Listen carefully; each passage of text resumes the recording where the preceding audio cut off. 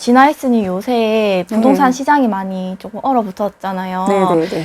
보합 시기 또는 사람들의 심리가 얼어붙었을 이 시기에 어떤 점을 좀 주의해야 할까요? 사실 요즘 시장 보면서 여러 가지 생각이 드는 게 주변에서 굉장히 많이 두려워하고 조금만 가격이 낮게 실거래가가 찍히면 하락한다고 좀 난리가 나고 막 이런 거를 보면서 아, 사람들이 굉장히 조급하고 두려움이 좀 있구나. 왜 그럴까도 생각을 해봤는데 최근에 부동산 시장에 들어오신 분들이 보합이나 사실 하락을 경험해 본 적이 없는 분들이 꽤 많다는 거예요. 최근에 부동산으로 돈 좀 벌었다는 분들도 뭐 한 3, 4년 거의 상승만 봤거든요. 그리고 긴 보합도 본 적이 없어요. 하물며 작년에 뭐 부동산을 알게 되신 분들도 이제 막 매수해서 조금 오르려고 하는데 시장이 조금 얼어붙으니까 또 두려워한다거나. 그러니까 멘토링 해준 분 중에 하나가 매수를 하고 한 5억 조금 안 되는 아파트인데 실거래가로 일주일 만에 5천만 원이 올랐어요. 10%가 올라준 거죠. 사실 너무 좋은 타이밍에 들어가서 좀 좋은 결과가 나와서 굉장히 좋았는데 이 친구도 물론 너무 좋아했죠. 그런데 3개월 정도밖에 안 지났는데 이 친구가 그러는 거예요. 진아이스님 저 그거 팔 거예요. 팔고 다른 거 살 거 봐요. 이러시는 거예요. 그래서 왜 그러세요? 했더니 아니 5천만 원 오르고 더 이상 안 오르잖아요. 이거 팔고 더 좋은 걸로 딴 거 살래요. 이러시는 거예요. 이게 한 1년 6개월 전 일이었거든요. 그때 제가 깜짝 놀란 게 1년 동안 10%가 올려도 굉장한 거거든요. 그런데 이 정도 오른 것 같고 만족을 못한다. 사람들이 자고 나서 1억 오르고 이런 것들을 너무 최근 시장에서 경험을 했기 때문에 가격이 안 오르는 것조차 견디질 못하거나 혹시 급매로 찍힌 걸 보고 하락이다 막 이렇게 걱정을 하시는 분들을 보면서 제가 조금 걱정이 돼요. 그렇게 전전긍긍하고 마음 아래하면서 부동산 못할 텐데 마음 힘들어서 어려울 텐데 이런 생각이 드는 거죠. 부동산, 집이잖아요. 옷 아니에요. 옷은 사실 올 봄에 유행하는 그 원피스 못 사도 그냥 지나가고 사는데 지장 없어요. 그런데 집 죽을 때까지 있어야 되잖아요. 월세 전세를 살더라도 있어야 되잖아요. 우리가 집을 내 집 하나 마련하는 거 아니면 뭐 집 한 채 정도 더 투자하는 거 이거 가지고 밤잠 못 자고 이렇게 힘들어하고 보합장 조금 간다고 걱정하고 이러다 뚝 떨어질까 봐 근심하고 이런 분들에게 조금 마음도 좀 편안해질 수 있도록 이야기를 좀 드리면 좋겠다는 생각을 했어요. 결론부터 말씀드릴게요. 부동산은 길게 보세요. 길게 보잖아요. 부동산은 무조건 상승해요. 물가 이상 따라가요. 어떻게 그렇게 장담하느냐? 그래요, 좋아요. 그러면 가장 심각했을 때 부동산 시장이 대한민국에서 가장 심각했을 때 언제일까요? 저는 딱 떠오르는 게 IMF예요. 그때 정말 다 망한다, 죽는다 난리 났었죠. 집 팔아가지고 사업체 망하는 거 메꾸려고 해도 집이 안 팔리고 집값은 자꾸 내려가고 막 이런 시기였어요. 그때 금리가 환율이 2,000원까지 갔었어요. 제가 어떻게 그렇게 정확히 하냐고. 저 그때 미국에 있었어요. 유학가 있어서. 그러니까 저는 얼마나 더 민감하겠어요. 근데 그런 시절이 있어서 정말 대한민국 망한다 이런 소리 나올 때 집이 얼마나 오래 내린 줄 아세요? 20년 아니고요. 2년 내렸어요. 2년. 대한민국 전체적인 거 얘기 드리는 거예요. 지역마다 편차 있는 건 감안하세요. 그리고 다시 오르기 시작했고요. 그 다음 정말 대한민국 전체 부동산이 막 흔들릴 때가 있어요. 언제냐면 세계 금융위기 왔을 때 그때 버터플라이 효과를 우리나라까지도 영향이 굉장히 컸어요. 그때도 딱 2년 정도 내렸어요. 그리고 다시 상승을 했거든요. 큰 그림 안에서는 부동산은 시세에 오를 수밖에 없는 물건이고요. 왜? 모든 사람이 필요하니까. 그리고 물가 이상 올라져요. 제가 사실 블로그에도 징징거리고 여기저기 징징거린 저의 첫 아파트 안 올라서 미치겠다고 했던 그 아파트 있잖아요. 그 아파트 제가 가격 공개할게요. 제가 1억 6천에 샀어요. 그리고 10년을 살았어요. 얼마에 팔았냐면 그렇게 징징거렸어도 얘도 올랐어요. 산 옆에 있는 애도. 제가 2억 1천에 팔고 나왔어요. 그러니까 5천만 원.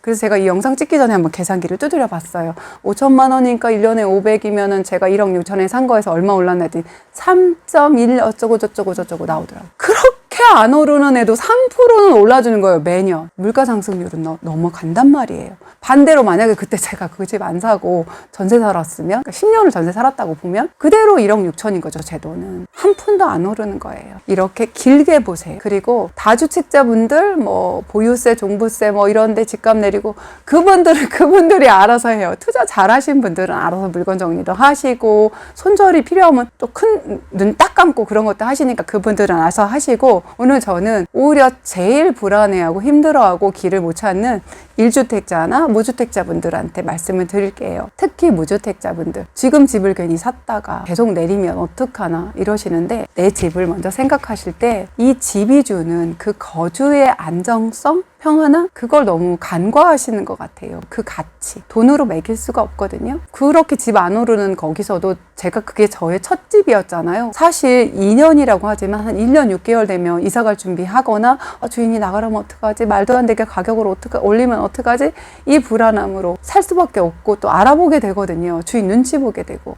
계약갱신 청구권 있잖아요 하시는데 2년밖에 안 되잖아요. 다 합쳐봤자 4년 뒤에는 똑같이 온다고요. 그리고 4년 살고 나시면 사실 요즘은 어떻게 보면 무조건 쫓겨나요. 그리고 굉장히 많은 금액이 전세 금액으로 올릴 거예요. 왜냐하면 또 4년 동안 못 올릴 테니까. 이 일이 되풀이될 거예요. 2년일 때보다도 훨씬 더 심각한 상태가 도래할 거예요. 그래서 내 집이 주는 편안함, 그것을 너무 간과하고 가볍게 여기시는 거, 그런 포인트에서 내가 거주할 집으로 그렇게 한번 생각하시고 부동산 긴 안목에서 한번 이 시장을 어떻게 보면 기회다 라고 한번 보시면 좋겠어요. 제가 이런 얘기를 왜 함부로 하느냐? 함부로일 수도 있지만 저는 보합장도 굉장히 길게 겪었고요. 하락장도 겪었는데 제 진짜 좋은 물건들은 그 보합 하락장에 샀어요. 상상을 해보세요. 대구 범어동 같은 데서 빈 아파트가 있는 거죠. 거기서 제가 골라 샀어요.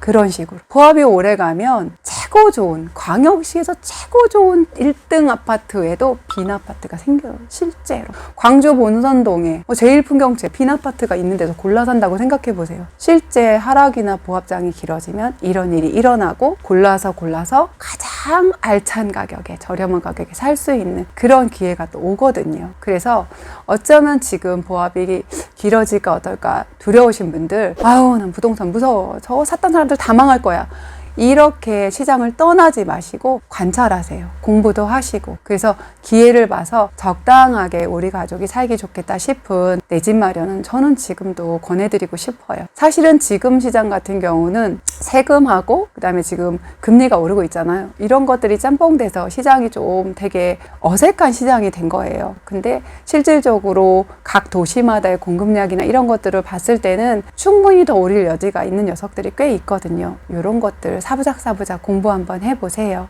불안함은 사실 무지함에서 오는 거거든요. 시장을 다 예측할 수는 없어요. 누구도 완전한 전망을 할 수 있는 사람은 없어요. 그렇지만 공부는 누구나 할 수 있어요. 그리고 기본적인 것만 공부하면 내가 집을 사고 싶은 동네가 앞으로 공급이 많아서, 미분양이 많아서 위험한지 아닌지 요 정도 신호만 체크하시고 우리 아이들과 편안하게 살 수 있는 집 정도 매수하는 건 사실 그렇게 두려워할 일은 아닌 것 같아요. 그리고 혹시 조금 내리면 어때요? 우리 아이들과 편안하게 살잖아요. 그 내리는 그 사건이 IMF보다 또 세계금융위보다 큰 사건일까요? 전 절대 아니라고 봐요. 그럼 그렇게 심각한 하락은 없을 거거든요. 그리고 기본적으로 부동산은 엉덩이가 무거워요. 하방 경직성이라고 조금 어려운 말인데 부동산 학개론에서 나오는 말이에요. 내려갈 때 쉽게 내려가지 않는다는 뜻이에요. 자기가 매수한 금액들이 있기 때문에 함부로 내놓지 않거든요.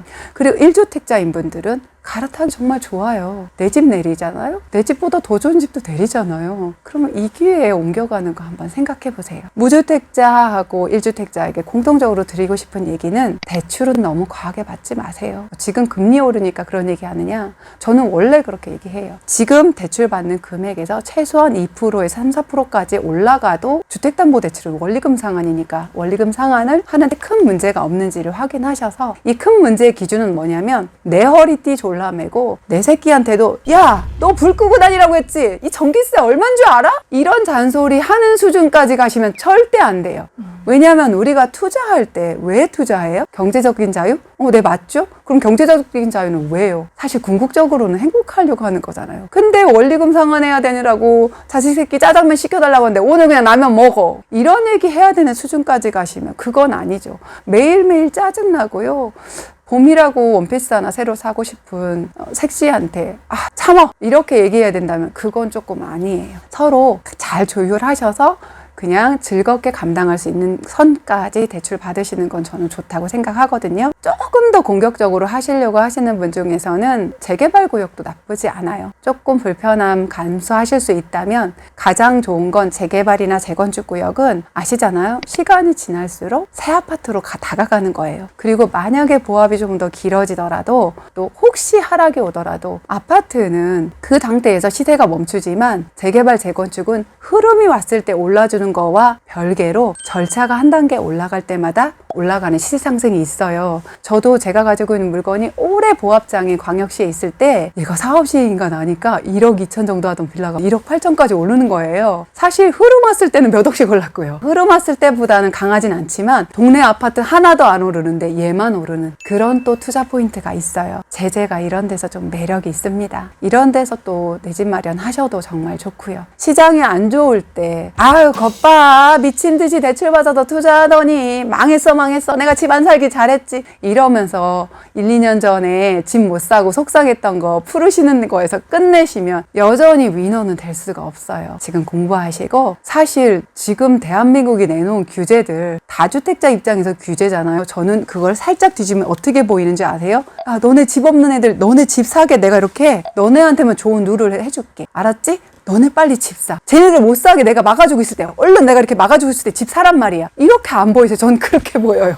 그래서 쟤네는 좋겠다. 정부가 편들어 주잖아? 이렇게 보이는 그런 지금 세법도 그렇고 모든 규제가 무주택자 편이거든요. 이럴 때 꼼꼼히 공부하시고 급매로 나오는 물건들 이렇게 체크하시면서 무주택자분들은 내 집 마련하는 기회로 삼아보시거나 1주택자인데 더 좋은 입지로 갈아타는 기회로 삼아보시면 어떨까? 사람들이 하는 말 안 중요해요. 내가 뉴스 보고 내가 생각하고 시세 확인하고 공부해서 나만의 인사이트 시세를 꾸준히 보시면 보이기 시작해요. 어느 날부터. 그러면서 부동산은 죽을 때까지 가져가는 거. 지금 혹시 집 사라고 해서 그 집 하나 사셔갖고 죽을 때까지 거기만 사실 거 아니죠? 내 집 하나에서 작은 성공 경험? 아니 내가 한 3억 주고 샀는데 얘가 한 1억 정도나 올라주네? 이런 거를 경험하시면 또 더 큰 것으로 이렇게 키워가는 재미.